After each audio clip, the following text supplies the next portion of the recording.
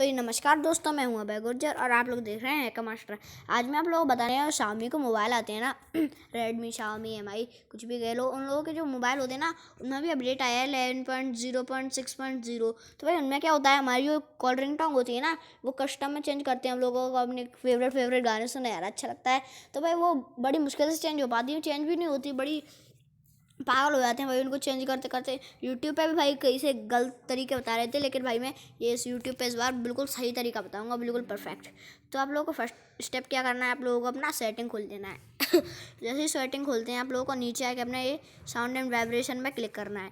तो जैसे ही आप लोग इस पर क्लिक करेंगे, आप लोगों को यहाँ पे फ़ोन रिंगटोन इस पर क्लिक करके ऑल रिंगटोन में क्लिक कर लेना है। ऑल रिंगटोन, अरे भैया हो जा, अरे क्या हो रहा है ये, अरे अरे अरे अरे अरे अरे अरे। और रिंग टोंग पे जाके भाई यहाँ पे आप लोगों को यहाँ पे जाना है, ये रिंग टोंग्स पे। इस पे जैसे ही आप लोग क्लिक करोगे, आप लोगों को यहाँ पे आ जाएंगे, प्लस पे क्लिक करना है आप लोगों को। ये तो वैसे आ जाएंगे, ज़रा अच्छे नहीं लगेंगे आप लोगों को, बेकार से लगेंगे। फिर आप लोगों को यहाँ पे आना है प्लस के बटन पे।